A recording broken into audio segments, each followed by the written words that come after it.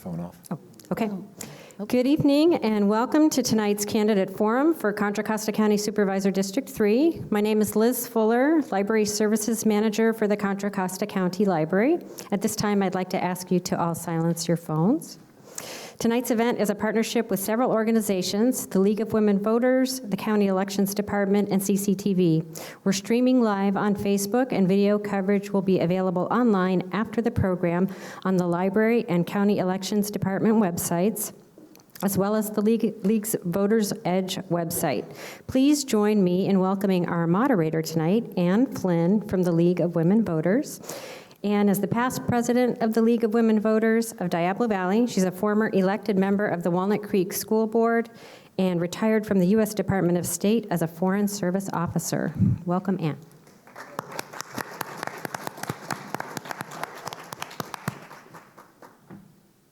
Thank you very much. And thank you for joining us this evening. The League of Women Voters of Diablo Valley is a co-sponsor of this forum, and Liz just told you all of our other co-sponsors. And this forum this evening is to present candidates running for District 3, Contra Costa County Board of Supervisors. There are 2 candidates for 1 position. District 3 serves the communities of Bethel Island, Blackhawk, Brentwood, Byron, Diablo, Discovery Bay, Knightson, Oakley, and most of the city of Antioch. Did I get that right? The League is a nonpartisan organization that does not support or oppose any candidate. We are here this evening as part of our key mission to educate and inform voters. The forum is being taped by CCTV and is being broadcast on public access television as well as on the internet. Just now, both candidates pulled a number to determine a speaking order.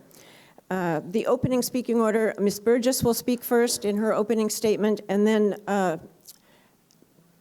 Mr. Seeger will speak first for the closing statement. Each candidate will have the opportunity to have 2 rebuttals during the program of 1 minute each. You just have to ask me. To our audience here, remember, if you have a question you would like to ask all the candidates or both candidates, write it on a 3x5 card, and there are people with cards walking around. And then one of our volunteers will get it up to me. Questions will be screened to avoid duplicates, and we will try and ask questions of a same topic at the same time. Each candidate will have 1 minute to answer the question. Personal attacks are not permitted. Statements made about other candidates must be from the public record or will not be allowed. Each speaker will be timed, and we will give everyone a 15-second warning sign. Our League volunteers in the front row, if you'd hold up your yellow card, please. That's what the candidate will see when they have 15 seconds, and then the red card goes up when they have completed their time. For the audience here at this forum, it's being taped, and it's particularly important for you to turn off your cell phones now, if you haven't yet done so. And please, no personal recordings or videos. And I want to remind you not to cheer or applaud any statement, and we won't even mention anything else. Now we'll proceed with a 1.5 minute opening statement, beginning with Ms. Burgess. Good evening. My name is Diane Burgess, and I have been your Board of Supervisor now. I'm going into my 4th year on my 1st term.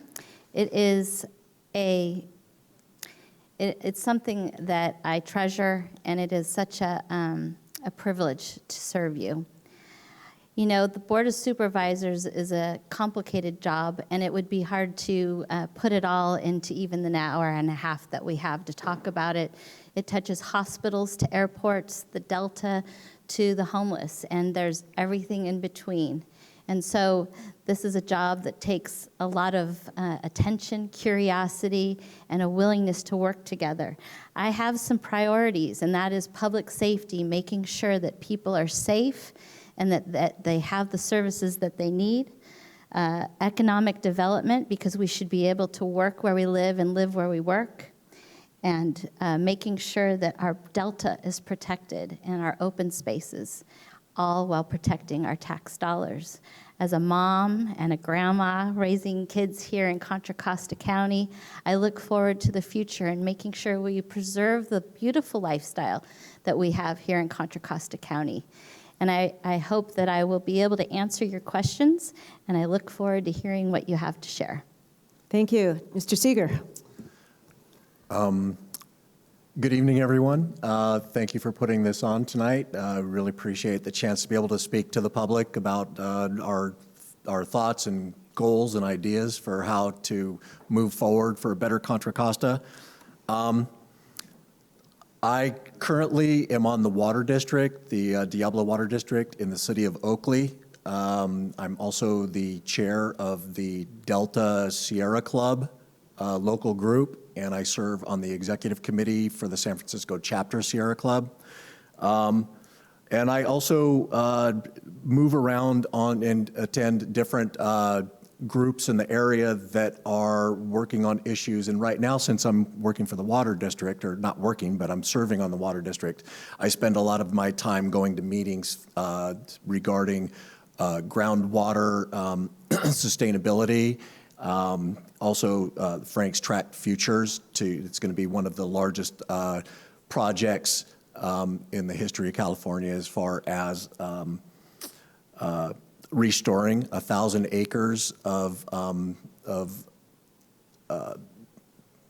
old island that had sunk. And wow, that moved fast. So anyway, I look forward to having the rest of the conversation with you tonight. Thank you very much. For the next 30 or 50 minutes or so, I will ask questions that you have submitted from the audience. I'll do my best to ensure that each candidate answers each question, and fairly, everyone gets the same amount of time. So our first question goes to Ms. Burgess.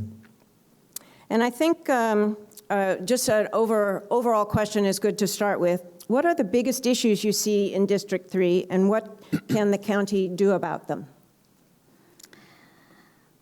Well, as I stated in my opening remarks, my priorities have been to make sure that public safety is covered, and that's both law enforcement and fire. We've made sure that our sheriffs and our fire district are getting the support that they need. It's about economic development and bringing jobs to East Contra Costa County, and how I've dug into that is to create agricultural policies that help our farmers be able to be more successful. It's about working to revitalize the industrial areas of the northern waterfront. It's about also looking forward to emerging technologies, and I look forward to sharing some of the exciting things that we've been doing with that. And the rest of my priorities I'll have to go over in my next answer because I'm about done now. Thank you very much. Mr. Seeger. I'm just going to start with my main priority. Well, two top reasons I'm running. The first one is to give the voters of East Contra Costa a chance to have a choice between candidates with different styles and different ambitions. I agree with everything that that Ms. Burgess just said. I mean, we definitely want to increase our services, make sure that that's all taken care of. But the biggest thing that I'm interested in right now, and I don't know why we're not talking about it, is the general plan update and also the climate action plan update. Right now, we're facing a crisis in its man-made crisis of those cards come up very quickly. I will get better as I move forward, but those are my two top issues, and I would like to talk more about how to move forward with those. Thank you. Now, a question, another overarching question that's not specific. Mr. Seeger, first, how can we facilitate stronger, more inclusive collaboration within our community? Okay, so what we need to do is we need to do things that excite the public, big things that make people get excited about what you're doing. When we're talking about quality of life, and that's what we're really talking about for a county supervisor, is providing a better quality of life for all and a safer quality of life. And what we need to do is create projects that involve people and appreciates what people have to say regarding each issue as it comes up, such as the transportation issue that's, okay, maybe I'm not getting better at this 60-second thing. We had way more time with the last one. So. Thank you. Ms. Burgess. A key part of this job is being able to create collaboration, and it's about reaching out to people that don't necessarily agree with you sometimes, because I represent everybody, and it's about hearing everybody's point of view, their concerns, their worries, but it's also allowing everybody to bring their talents and their gifts and their, you know, their way of helping make it happen. You know, I've worked on bringing our nonprofits together, because what they found was there was about $8 being spent in West County versus $1 in East County with our nonprofits. I've been helping with capacity building and just a big push on census coming up on April 1st. I've brought all of our nonprofits together. I've sat our different staff, different members of agencies together to talk about important topics and come up with solutions, and time is up. Thank you very much. You're doing much better at that than I am. I don't know how I do that. I have a very good internal clock, Right, too. Yes. 1 minute. Okay, Ms. Burgess. Yes. Does our community have a disaster response plan? And if so, does it include an economic recovery component? That's a great question. You know, we just had the power shutoffs with teaming of a bunch of fires this past November, and that was one of the questions: is how are we going to deal with this on the financial level? So, talking about a plan, we've got CERT training, we've got different agencies that work and do all of this, and if you were there, which I was at 3 of the different fires on that day, it was like a ballet. Everybody worked together. We had the resources. But going back to the financial part of it, see, it's not just how much it costs the county, it's how much it costs the individual who loses the food in the refrigerator, or the business that cannot open, or the city that has to, you know, open the shelter. And do we have a way of recovering it? We're still working with the state to make sure that that's financing is all-encompassing, but that hasn't been solved, and that's for our state legislators to help us with. Thank you. Mr. Seeger. So I need to establish who I am here. So a lot of this is learning on the fly and being able to adjust to new situations. When you are attending meetings and these issues come before you, you go over these documents with your staff, you go over these issues with the administration. I'm aware of the plans that we have, the hazard mitigation plans that we have for the water district, because I am involved in reading those and voting on those. And so these things can obviously be learned, and to take a position on them is to me a little ludicrous, because of course we are going to have a hazard mitigation plan, and of course we're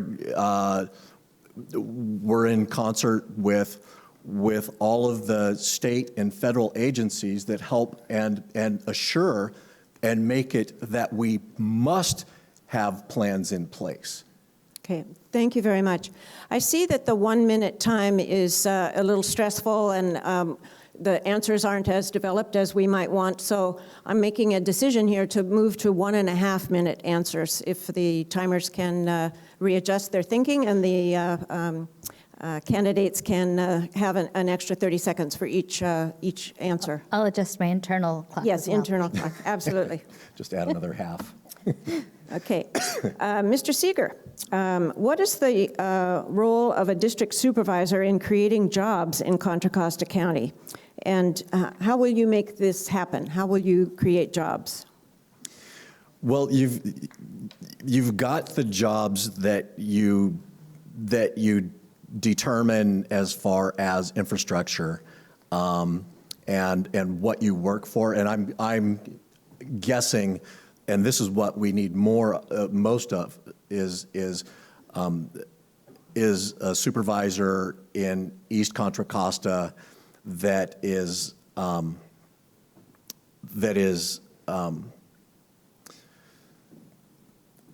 fighting to get the dollars allocated to the projects that are important for East Contra Costa. And as far as creating the jobs, it's a matter of basically looking at your resources and understanding what is possible. And we have a huge amount of open space here, and that is basically what we govern as supervisors. And my determination is that we definitely need to do more sustainable farming and replace the food that we're purchasing from out of state and out of town and put that in our grocery stores. Thank you very much. Ms. Burgess? You know, during the economic turndown, we saw the largest impact on these communities here in East County because our local cities are dependent on property taxes. There isn't as much in sales tax. And the jobs to housing ratio here in Brentwood is, I think it's 1 to 70, I think, is what we've seen. So the reason why we need more jobs is to help create a more sustainable community in our cities and in our county. And what I've done is serve on the Northern Waterfront Initiative. I've worked on the Airport Commission, but I've also worked on, like I said, the nonprofit. One of the largest employers is nonprofits, but it's also about our agricultural community, and it's about being willing to not only just sit on a committee. I sit on 30 different committees, by the way, but it's about making sure that we're very focused. And so we have the Byron Airport, and we are looking at investing in making sure that we can do something creative. So that's what I was talking about in emerging technologies. Drones, electric airplanes. We're bringing people out here, and we have actually created jobs at the airports, and we're helping with agriculture. We've got the Oakley Logistics Center that's going to create 2,000 jobs. We have infrastructure with transportation that helps bring people here for a counter commute. So I'd like to respond. I'm going to ask another question on jobs. So if this is okay with you, just to roll it into the next one, there's a lot of interest in the audience about economic development and jobs. So could you talk a little more specifically about what jobs you want to bring to East County? What, yes, again, continue your thought, but more specifically about what kinds of jobs. Do you want me to start? Yes, please. Okay, all right. You know, if you look at areas that have found their niche, it's not something that we all go, okay, let's be the specialist in this. It comes from entrepreneurs. It comes from something unique that comes about. And so it's about nurturing that and creating those opportunities. So it's incubators, it's it's helping workforce development. You know, I'd like to put these emerging technologies into our schools so they're thinking about this technology not as like a new technology, but they're already ready to use it and figure out how we can use it.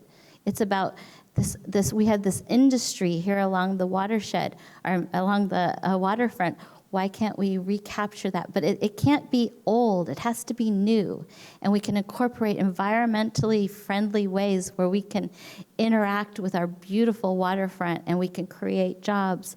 So it's about being creative, and it's about collaborating. And I'm really proud to have worked with the cities out here all the way out to Hercules, and we all are working together. So when Oakley got this logistics center that's going to create 2,000 jobs, they were all excited because everybody wins when we all work together. And that's that's how we create jobs. I can't tell you what they are, but it's about creating that process where we're all working together, and I'm done with my time. Yay. Boom. Mr. Seeger.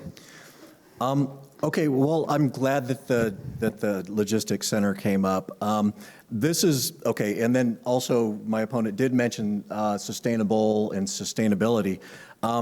That's my biggest concern. My biggest concern is that we're not moving in a sustainable fashion, and sustainability is a job creator. And what we need to do is we need to re-envision what East Contra Costa lifestyle is. And if that is spending all of your time on the freeway, then we just continue creating jobs by building more housing. Or we let the developers decide where the houses are, which is basically suburban sprawl. That's a way of creating jobs, but that's not a smart way of creating jobs. The smartest way of creating jobs, and I'm sure we'll get a question about this later, is like Measure J, the transportation measure. That's a nifty beginning, but it doesn't go far enough. We need to reduce our carbon emissions drastically in order to obtain the goals that have been set by us by all of the local documents that have been put out for local sustainability. Contra Costa is one of the worst regions as far as meeting its sustainability goals. When I went in to talk to the city council at Oakley, and I said, you guys, you're going to have 2.5 million square feet of rooftop, you need to put solar panels on there. That's jobs. Okay. In continuing in this theme, Mr. Seeger, what effort is being encouraged to inform the county communities to do all that's possible to reduce our carbon footprint? Say that again? What is being done and what can be done for all of our communities from the county point of view? How can you encourage communities to reduce our carbon footprint? Well, there's a group, Sustainable Contra Costa, and they've got a nice little app that teaches you how to, reduce and your carbon footprint at home, and that's good. But when we're talking about larger carbon footprint, what we need to do is we need to get people out of their cars. What we need to do is we need to create we need to reimagine what the transportation infrastructure looks like. And yeah, it may be a little inconvenient, but we need to have transportation feeder systems that can be either light rail or it could be bus systems where people are brought to the central locations where they can catch mass transit and get out of town. We need to create areas at these transportation hubs where we're building the majority of housing. We need to re-envision a society where people can live and work and play all in the same area. And if they need to leave town, they don't have a car that they're going to be pulling out of their garage. They're going to be jumping into clean, safe, enjoyable public transportation and then taking that public transportation to where it is that they need to get. And it's going to be difficult, but it's definitely outreaching to the youth because Thank you. they're the next We're generation. going to have more on this also. Ms. Burgess? Yeah, so actually the answer is we all need to be a part of that in reducing our carbon footprint. The county has done quite a bit. On Tuesday, we have a policy that's going to expand electric charging stations in the county. We're building a new administrative building that is a net zero. We're putting in solar everywhere. We also, Sustainable Contra Costa is a nonprofit that I've worked with, but we also have the Sustainability Commission. And there are people that are working on looking at every way the county operates and how we can do better. And it is one of our core values.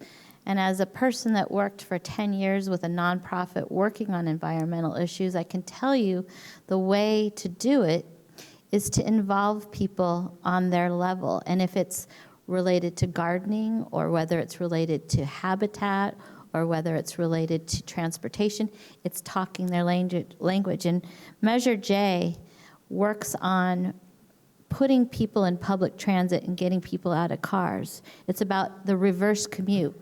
We have an infrastructure and transportation that transports everybody one direction, one part of the day, and another away. Wouldn't it be financially responsible and environmentally thoughtful to have people using that infrastructure both directions? Boom, sorry. Thank you. Ms. Burgess, well, I wanted to ask, do you support Measure J, and do you encourage voters in the county to support it? I'm supporting Measure J because it does invest in jobs. It invests in the airport so that we can create more jobs. It also it supports safety on our roads. It does invest heavily in East County.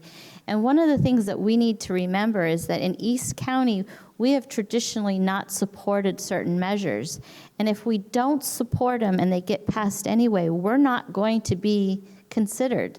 So I am really proud of what we've included in Measure J, and the voters will decide, but I am personally supporting it because I believe it helps with safer roads, it helps create jobs, it gets people off the roads and into public transit, and it invests in trails and helps our seniors with transit. So I am supporting Measure J. Thank you. Mr. Seeger? Like I said before, Measure J is close, but it needs some work. This is a 35-year commitment to a transportation tax that doesn't do enough. Whether you believe it or not, there is going to be a mass infusion of money into economies and areas in order to change the way that we, like again, perceive transportation, how we get from place to place. It's called the Green New Deal, and every single congressman in Contra Costa is supporting that. And what we need, except for Jerry McNerney, he does not support it, but he should come on board, because what this project does is we need to have shovel-ready projects ready to go. And when we're talking about clean, green transportation, we need people that are going to fight to make sure that when we pay 30, 40 years for a full electric BART, that we aren't getting a diesel train. And then now they want to extend that diesel train. And we need to move past that. We can see right through that. It's old technology, and people want to do the right thing, and we're not giving them the opportunity to do so. And that's why Measure J needs to go back to the drawing board. I'll vote for it next year. Okay, again, there are more questions on this topic, so I hope it's acceptable to pursue it a little bit more. Measure J will improve roads and transit, but we really need more jobs where people are for less commuting.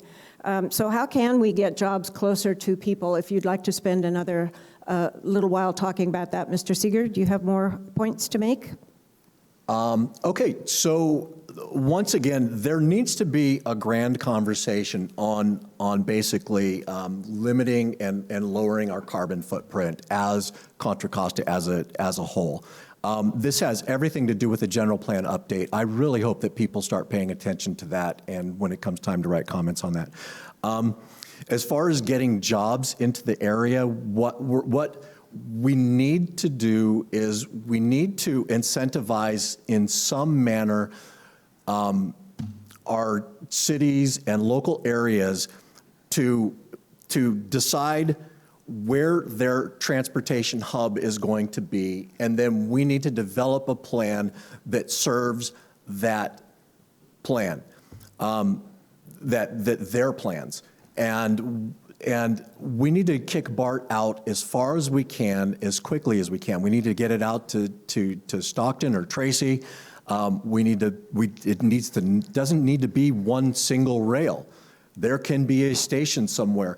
And the thing is if we've got trains that are cutting through and getting people from over large distances, and we don't need to build roads, that lowers the developmental pressure on different areas and allows for us to concentrate on our agricultural assets, which we have here. And there's so many jobs in creating this infrastructure and the buildings. Thank you. Ms. Burgess.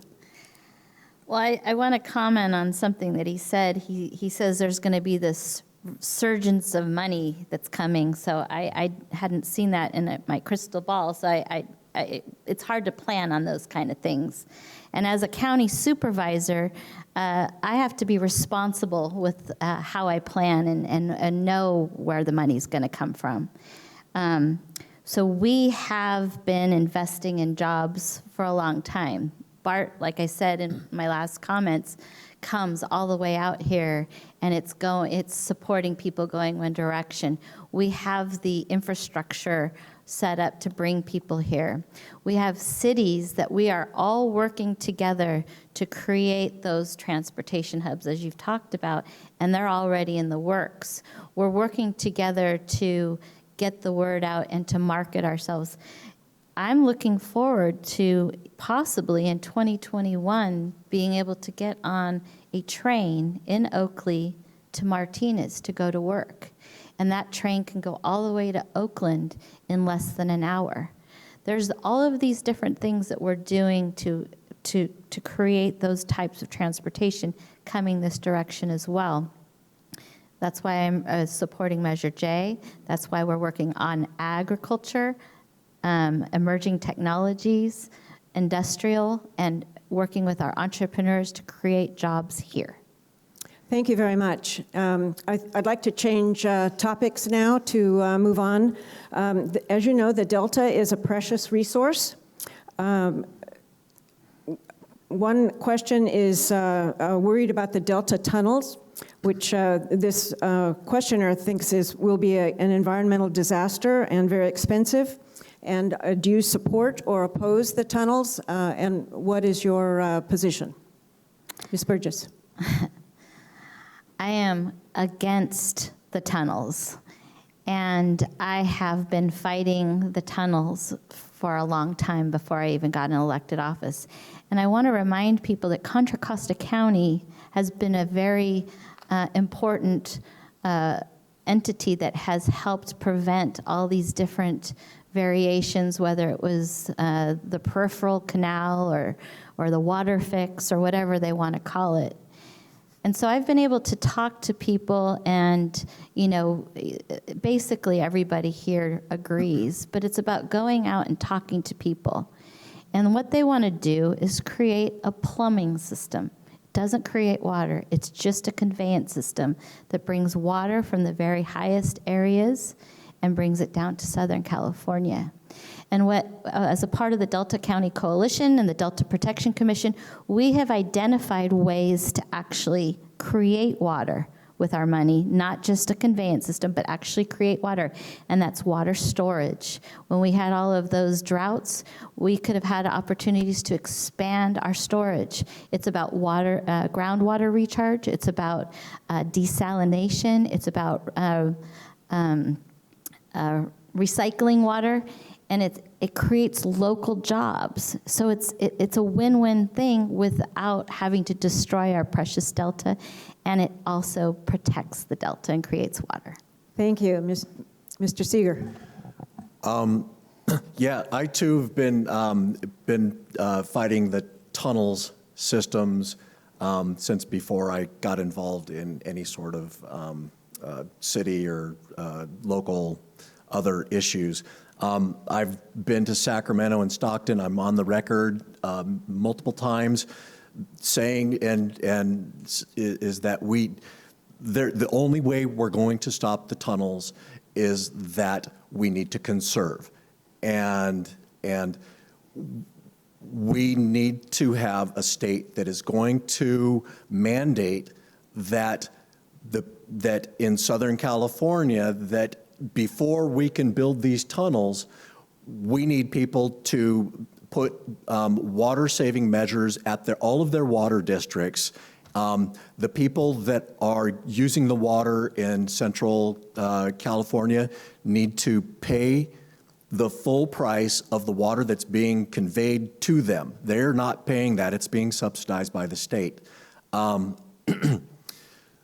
So in essence, and this is the fun part, is we need to, as a local area, we need to be responsible and demonstrate how to conserve and show Southern California and Central California that you can make it day to day on way less water than you're currently using.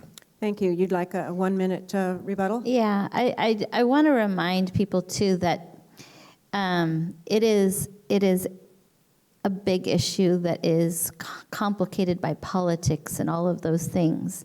And it's important to be involved. I'm really proud to have been recognized by Restore the Delta and by Congressman Garamendi for the work that we've done to protect the Delta. I was recognized as Watershed Champion of the Year for Contra Costa County, and I was recognized by the Women's Commission for my work with the environment, and it's all been around water. I went down to the Metropolitan Water District, and I've got to say, I don't want to exaggerate, but I think there's like 40 or 50 people on that commission. And I stood there by myself, and I spoke representing all of you that it wasn't okay, that we have a delta that is precious. It's an ecosystem. It's an economy. It's a heritage. It's a place where we recreate. It's all kinds of things to us. And I'm willing to be that lone voice if I have to be. But we have created collaboration, and we've worked with all of these counties, and we are a strong voice, and we've been successful so far. Thank you. I have Mr. Seeger, 1 minute. Yeah, and I absolutely appreciate you going down there for us and saying that. And I think that that's a great sentiment. But what will help us to stop any further conveyance is basically science and conservation. People in Southern California, they don't care that this is a region that we love and we care about. We need to demonstrate factually that they can get by with the amount of water that they're getting through the California Canal. They don't need any more. And if they do need more, they need to prove to us, they need to prove to the state, not just to us, because it is a beautiful place and we do want to preserve it, that they've done everything they can do to limit the water use that they're using in their areas. Thank you very much. On the same line as water, climate change seems to be controversial. What can you suggest to help the local environment improve? There are many issues. There's water, air, land, wildfire danger. There are many issues that climate change affects. So, Ms. Burgess, what do you think would you suggest? So just to be clear, in the conversation about climate change, we have neighbors and people within our community that do not acknowledge it. So we need to recognize that. But we can talk about the effects that we've seen. You know, our infrastructure for water, our water storage, our best one has gone away, and that's because of global warming. It used to be our ice pack. Up in, you know, when you see everybody doing the testing of the snowpack, that was what a large part of our water storage was, because then it would melt slowly and go out into the delta. We're seeing rising tides, and how do we handle that? And so what we're doing is, when I was on the East Bay Regional Park District, we did work on wetlands restorations. In Oakley, we have the 1,200-acre wetland restoration, the Dutch Slough Project, and that will help protect our communities. And what can we do? We've kind of talked about that already. As individuals, we need to figure out how to stay out of our cars as much as possible, and how to conserve water, and how to not pollute the air, and how to conserve our resources. So it's about individuals, it's about government, it's about business, it's about sharing that value and helping people understand why it is a value that we all need to embrace. Thank you. Mr. Seeger. Okay, so a friend of mine wrote some of this that I'm going to sort of go on, but I just need to go on the record that that one of my biggest goals is that, like I said, we need to be clean energy production as close to carbon neutral as we can possibly be by 2030. That's my goal. That will create jobs. So what we need to do is we need to transition away from fossil fuel. We have fossil fuel, actually I'm just going to continue reading. The climate crisis is an urgent threat to everything we depend on and requires a swift transition from fossil fuels to sustainable energy resources. Refineries and power plants in unincorporated Contra Costa account for 94% of the region's greenhouse gas emissions, as well as particulate matter that is harmful to public health locally. Refineries in Contra Costa continue to invest in projects to expand fossil fuel processing capacity, including increased refining of exceptionally polluting crude resources such as Canadian tar sands. We need robust investment in the emerging clean energy economy that will create safer, healthier, permanent union jobs for our current refinery and power plant workers. So I have the guts to stand up and say we need to transition our fossil fuel producers to, we need to phase them out. They need to be phased out. Okay, a follow-up question for both of you. Mr. Seeger, to begin, how do you pay for climate cleanup activities? Climate cleanup. Okay, so that could be a range of issues. So Air, water, land? right. Well, so basically the Where does the money come from? The Franks. Well, where does it come from? Well, it doesn't come from private investment. Generally, investors don't invest in clean technologies like this. It's basically it's going to be coming from grants. There's going to be, as far as the Green New Deal is concerned, we need to very clearly tax the wealthy, and we need to change the way that we do business in the United States. And once again, we need to have our shovel-ready projects ready to go in Contra Costa, because when the money starts rolling in, hopefully, that we're ready to go with some plans and ideas. There is no free lunch, and the Green New Deal is basically a New Deal era type investment in an entire new and more equitable economy, where we're lifting up the people and changing who's making the decisions in Washington, whether it be, not the fossil fuel industry anymore. Thank you very much. Ms. Burgess? I keep hearing you talk about the money rolling in, and I really, as a county supervisor, we cannot think in those terms. We have to think about being responsible with the money that we have. And as far as cleanup goes, I'm going to talk about brownfields, because that's one of the things that I've worked on a lot with the northern waterfront and with our cities.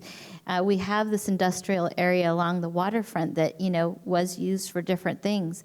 And I've sat down with folks from the EPA, and there are grants and there's funding that helps provide studies to see what we've got. It helps with cleanup, and it even helps with some of the economic development of these lands. And Pittsburgh's been really good at doing that. Antioch's looking at it, and Contra Costa's looking at it as well. We don't know what we need to clean up sometimes, and so we have to be creative. And so what we're doing is looking for the tools. We look to the federal and the state government for some of that. And then we look at, creative ways to encapsulate it. I've also heard of people coming up with new technologies, and why not try to create some new type of economic development where we figure out how to clean up things better. That might be something that we could look into. Thank you very much. Now we're going to switch gears a little bit to homelessness. The problem of homelessness is growing in Contra Costa. So what programs are working now, and what should we do more of? So, Ms. Burgess? Oh, it's me. So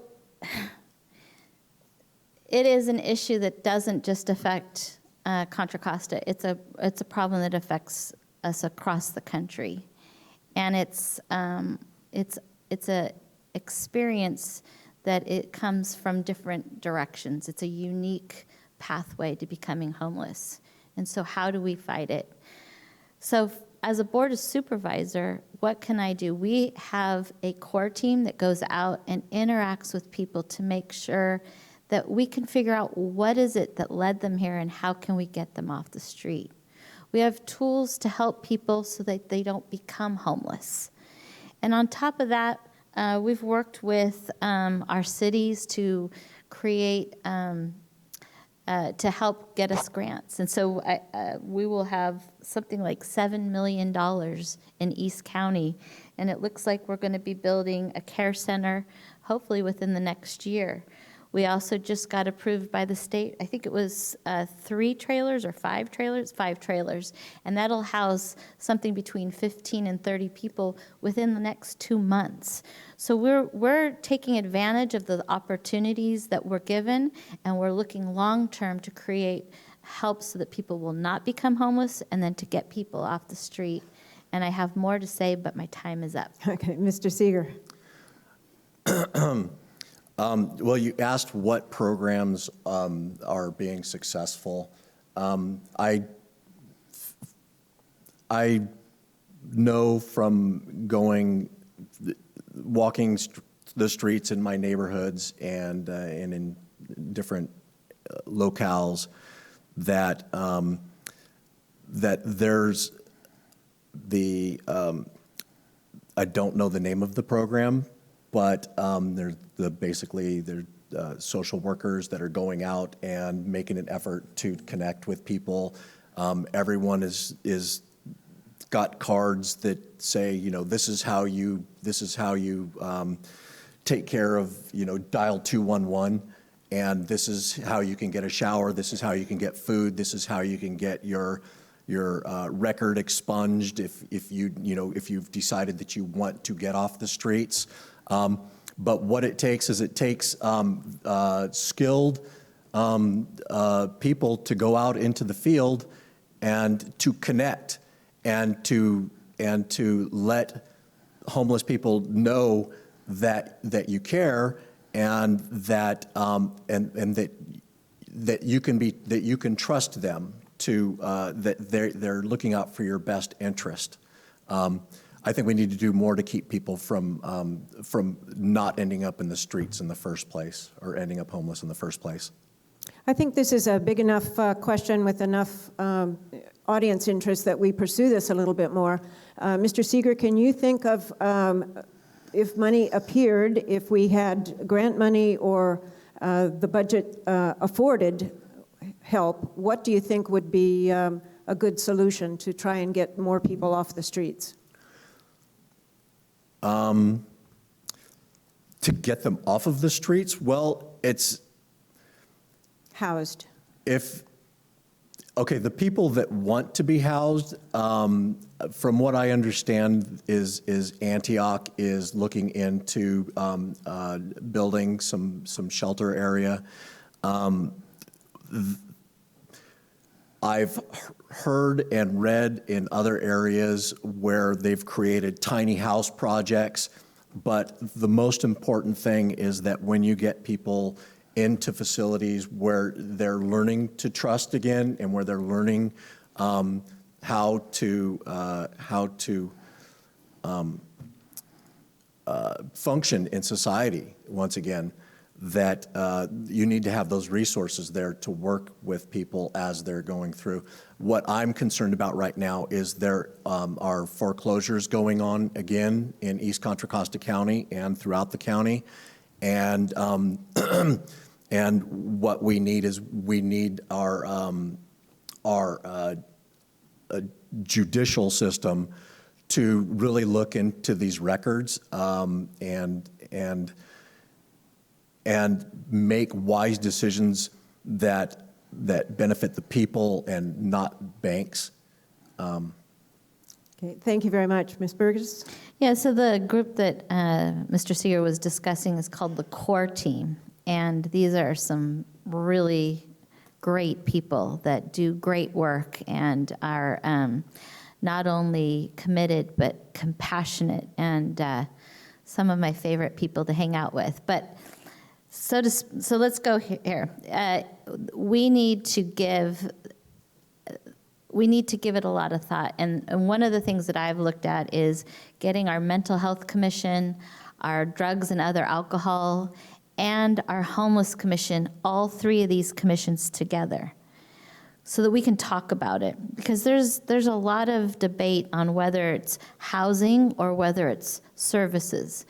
And then we need to also talk about how to build affordable housing. I just recently spoke with the Building Industry Association, and let's have a talk about how to build affordable housing. If you haven't heard, things are getting more expensive. It's expensive, the materials and the workers and all of the permitting. It's expensive. And so how do people come up with a way to make it pencil to actually build it? So I'm willing to explore that. And we're bringing in our nonprofits. We're working with our veterans and our seniors. And it's a collaboration that we are working on. Thank you very much. Adjacent to this topic is mental health.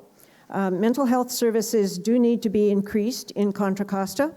What programs do you support, Ms. Burgess? So, as I just alluded, one of the biggest challenges for the mental health community is housing. When you have someone that is affected by severe mental illness, it is not like anything you've ever experienced. It's terrifying, it's heartbreaking, and it's expensive. And so we need to find ways to give them the housing. One of the things that I'm exploring is a regional level investment where several counties all go in together to create a facility that will give people those services. And we need to get it to them earlier than when it becomes an emergency. When I was on the Oakley City Council, we saw a surge in suicides. And it wasn't because somebody said there's a surge. I noticed because I was paying attention. And I reached out to the county and I reached out to the school districts. And it's still an issue that we work on today. So there's not one answer. And nobody has figured out that special recipe to fix it. But I have immersed myself in it. And as somebody that loves somebody that is severely affected by mental illness, it's not just a job interest of mine, it's personal. Thank you. Mr. Seeger. Once again, you asked what programs. So, yeah, once again, I definitely believe that we need to increase the public service in the area. I'm not aware of programs that are helping with mental health service. I do know that we need to make sure that people with mental health issues need to have consistency in their lives, and and oftentimes I've heard in the county, and hopefully it's changing at this point right now, is that when they go in to see a counselor, a prescribed counselor, that they have a different counselor periodically when they go back in, and it's more difficult for them to make progress because if you know people with mental health issues, that they're constantly fighting to be able to trust whoever it is that they're relying on to help them wrestle with their demons. Thank you very much. Ms. Burgess, you wanted another 1 minute Yeah, rebuttal? I wanted to add, we have crisis teams that are available for adults and for youth that are available. We also have residential facilities that serve our mentally ill. We also have the Putnam Clubhouse that I just want to do a shout out to, that provides a program for people to get socialization and to feel embraced and loved. There are a lot of programs out there, but frankly, not enough, and that's why we need to support our nonprofits, support those organizations that are doing the good work. And I just wanted to do a shout out because there are some really important programs out there that are serving our mental health community. Thank you very much. There's a question for military veterans. Can you see about helping disabled vets with transportation to veteran events? So it's military veteran support, Ms. Burgess? Yeah, so I think it's quarterly, we do our commander's call, and we have got a very active veterans community, and in my office, we offer veteran services. We have a therapist, and then we also have someone that helps connect people to those services that they need. As far as mobility goes, we've got Mobility Plus, and we've been working on different ways to help people get to their doctor's appointments and the services that they need. As a member of the Tri-Delta Transit, we've worked on some different ways to help people get that transportation, and we're also trying to make sure that we can bring those services here as much as possible. Thank you. Mr. Seeger? Can you restate the question? About military veterans, can you see about helping disabled veterans with transportation to veterans events? So it's funding. It's a funding question to support the veterans. Certainly. Is it different than helping just disabled people get around in Contra Costa, period? Is that a special transit option? That's a good question for a supervisor to come up with a creative answer to. Do you need special programs for veterans, or do we need more disability programs for the general public? Yeah, and I mean, I definitely appreciate what veterans have gone through to support the United States in their goals. I don't always agree with the goals, but as far as homelessness and disabilities and just all of these issues, I think that, one, we just need to get people off the street, whether they're a veteran or not a veteran. And the same thing, if somebody that is disabled needs to get to anywhere, as a community, we need to make sure that they have the ability to attend doctor's appointments and whatever it is that they have going on in their life. Thank you very much. Now we have a question about apprenticeship programs. Mr. Burgess, what do you plan? Sorry, Mr. Seeger. What do you plan to do to promote apprenticeship programs? And I'd widen that to technical education as well. Sure.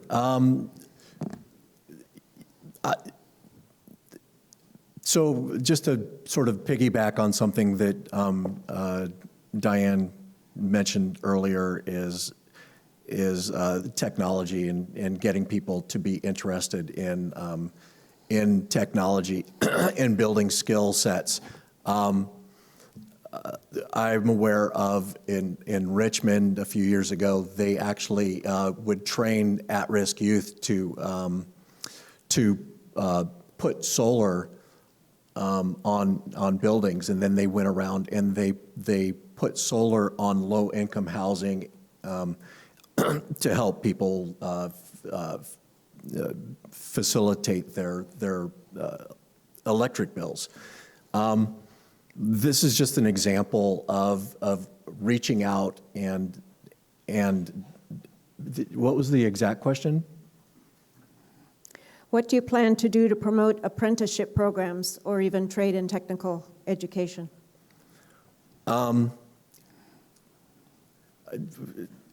Advertise when somebody has something that's coming up, and to help them get their message out. And if I could help write grants or find money for them to be able to do so, then that seems like it would be the appropriate thing to do. Thank you. Ms. Burgess?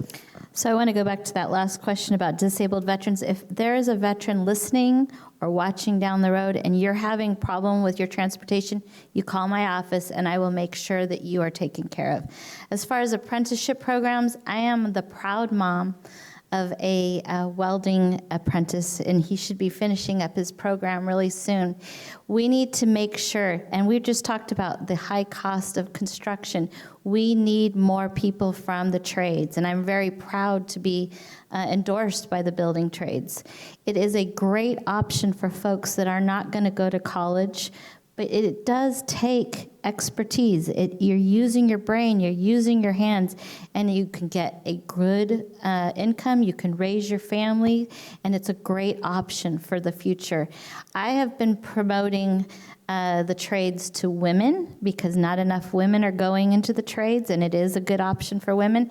And I've even been working with our local schools to make sure when we're having career day, that is an option that kids are getting exposed to. I recently toured the Byron Boys Ranch, and those kids are averaging about 6 months in there, and I'm thinking, why can't we be working with these kids to be preparing them to test for these wonderful programs and give them something to look forward to so that they can be someone that they have something to look forward to and an income that can keep them in a place like living here in Contra Costa County. Thank you. Now we're changing subject to marijuana. What plans to enhance efforts to prevent use by teenagers? Prop 64 was approved by the state voters, and Contra Costa County, along with the cities, had to decide how they were going to incorporate that policy into their government. And the way to be able to get the money to do prevention and to do the enforcement was attached to having those policies. So we have gone in kind of conservative in a lot of ways to a lot of what people expected. And the reason is because we want to make sure that we're bringing good actors in that are not going to make things less safe, that are going to contribute to our community, and are not going to create more issues. And as far as prevention, we have the drug prevention programs, the drugs and other alcohol programs, and we will be using those funds to help prevent the use. And we need to go after the black market. There is illegal grows in East Contra Costa, and we need to have that revenue. And I do want to remind you that there is hemp also that's going to be grown in East County. We don't have an option to be able to control that, but that could cause some other issues in our community, and we need to be informed and involved. And I look forward to you all giving me your feedback on how we can do that better. Thank you. Mr. Seeger. Education. We need to educate the community as to the drawbacks of early marijuana use. And we basically need to have a system whereby people can basically report safely and anonymously if they see a resource that is distributing marijuana illegally to underage users. Thank you. And another question further on this topic. It says, what action would you take? But I'm assuming that this is on county property if you realize that a proposed pot farm is located less than 1,000 feet from a public ball field or a family farm that sponsors many children's events. We created a policy that it has those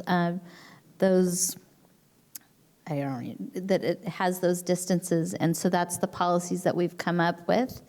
We are working, some people have different opinions about those different policies, but we have, when we looked at the setbacks, that's the word that I was looking for, when we looked at our setbacks, we made them farther away than what we have for tobacco even. So we've tried to do the best we can, and that's the policy that we're doing. We're trying to keep it from those, from schools, from daycares, and that kind of thing.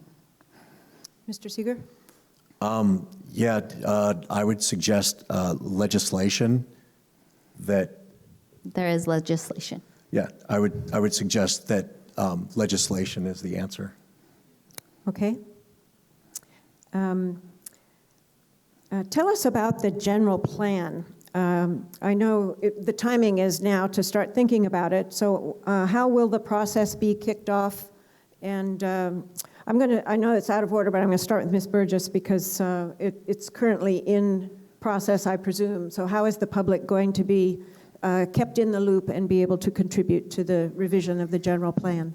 So we've had public meetings, and they'll be coming back around. If you look at the general plan from before, there was a whole lot of information about earthquakes because it happened right after an earthquake. There's nothing in there about cell phone towers or, the new, Wildfires? Wildfires. I mean, so this general plan is being modified so that it actually is current and relevant, and it takes out the things that don't need to be in there. And we've made it a priority that each community is engaged in that. It's also important, in my opinion, that we also put a little bit more understanding of each of the unincorporated areas, because they're each unique and they each have different priorities and concerns. And so we've been really making sure that we are engaging people and that we've been advertising it, and we've had good turnout here in East County. Thank you. Mr. Seeger, I know you're not involved in it, but do you have thoughts about what should be included and how to get people involved? Yeah, I've attended several meetings in Oakley for their general plan update, which is a ridiculous general plan update. And then the county, which feels like they're going out and they're making an effort to communicate with the public. There's generally a 15-minute presentation and then some time for people to go around and write down what it is that they think or want on a poster.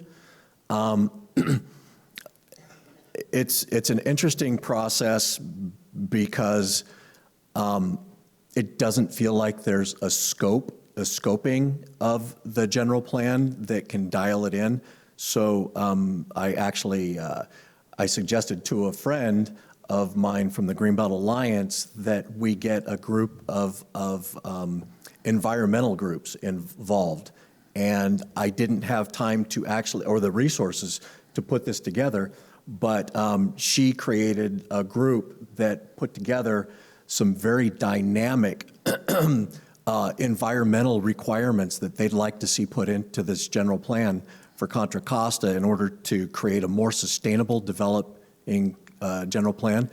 And like I said earlier, is we'd really like to see a climate action plan with teeth put in it so that we can make the unincorporated areas of Contra Costa partners greenhouse gas reduction. Thank you. Now, this is our final question concerning the census. Yay. What can you suggest to get a higher percentage of non-English speaking population to complete the census information? Well, I believe that we need to advertise liberally. We need to get people into the communities, which is obviously what's happening, and it's difficult. It's much like trying to convince the homeless that you mean well, that you have the best intention when you're reaching out to the community and you're trying to say, listen, we want to collect information on you, and you just need to trust that we're not going to turn this over to anyone. And it's difficult, and it's just a matter of going back time and again, and it's hard because we really don't know what they're going to do at the federal level, and it's sad. We need to communicate with people in the schools and let the kids know that we're concerned, and this in our area could help you in our community, could help with programs for our community. Thank you. Ms. Burgess. So for the first time in history, the census has become a political issue, and it's attached to, for a lot of people, there's fear attached to it. So California put money towards helping with outreach, and the county received a little over $300,000. And I was approached by a lot of our community organizations and even some of the county staff and asked me to head up the Census Steering Committee, and my colleagues appointed me. So we started off and we created a committee that reaches every region of Contra Costa County. Because if we have a 5% undercount, that's somewhere between $500 and $1 billion in loss of revenue. It also affects how much representation we have. And for a lot of the cities that are going to districting, it's going to impact those cities so that they can do their districting. What we've done is we've brought together nonprofits, which is also a way of helping them create capacity building, so they're learning how to do good work. But we've reached out to communities related to the immigrant community, English second language, children under 5, people that are homeless, and we're reaching out to ethnic media, we're reaching out to all the churches, we're working with the faith communities, and we are trying to create trusted messengers that will want everybody to be counted once and in the right place. Thank you very much. And thank you, audience. I apologize if I didn't ask your question because I was asking someone else's. There were too many questions for the time that we had this evening. Possibly you could stay a few minutes after the program and ask the candidates your question individually if they can stay a little while. Now, each candidate will have a minute and a half for a closing statement, and we will begin with Mr. Seeger. Okay, thank you once again for having us. So this is where, once again, if you're the incumbent, I remember when Ms. Burgess was running for the supervisor 4 years ago, that it was not nearly as neat and complete, the answers that were given. This is all stuff that can be learned if you pay attention to what I've done at the Water District, the successes that I've had in Oakley in order to help people get their houses rezoned back to when they had their properties zoned out of ag and they weren't told. I fought a power plant in the city of Oakley, a fossil fuel power plant. My opponent, she was for the power plant, and the power plant has not been built, and it's not going to be built. So there's some successes that you can have just doing your homework and working hard and having friends within the environmental community. I have no doubt that I would absolutely master all of the different topics that were spoken of tonight, this felt like a very leveraged audience. And so the questions that came, some of them just, they felt like there's a lot of answers that you just don't get unless you're actually talking to the county administrator and working on these things on a regular basis. Thank you. Ms. Burgess. So first of all, I'd like to thank all of the organizers and sponsors of tonight's event, and I want to thank the folks that are watching and the people that attended and the people that provided the questions tonight. You know, time is the one thing that we can't take back, and so for you to take your time to be curious and willing to listen and think about this, I really take it. I'm really grateful. I love this job. I am committed to this job, and I appreciate the compliment. You know, I'm curious, and I care, and I work with people, and I have a record of being able to accomplish things and bring people together. And I think that that's what you want in a leader. It's great to have ideals, but it's really important to have someone that's a doer. And they say some people run to be somebody for elected office, and some people run to do something. And that's what I'm doing. I'm trying to do things and make my community better for us, for our children, for our grandchildren, and for who's coming forward. If you want more information from me, I encourage you to look at my website. As your county supervisor, reach out to my staff and reach out to me, because I have great people, smart people that work with me, that care about our community, and I appreciate your consideration, and have a good evening. Thank you very much. I want to thank the Contra Costa County Libraries, the Elections Department, and CCTV for co-sponsoring tonight's forum, and to thank all of you in the audience for your respectful attention and on the internet as well. Be sure to vote on March 3 or by mail earlier. And these are our two candidates for Contra Costa County Board of Supervisors, District 3. Let's give them a hand.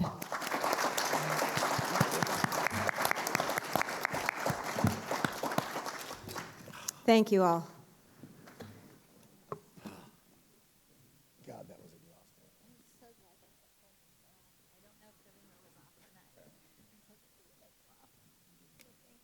Thank you. You did a great job. Thank you.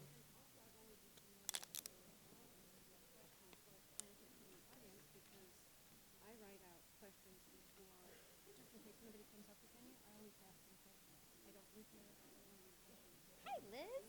How are you? They were super generic, absolutely. But it also at the same time felt like, honestly, I'm not used to being this a tall. lot of the questions were like, what groups of organizations? I don't know.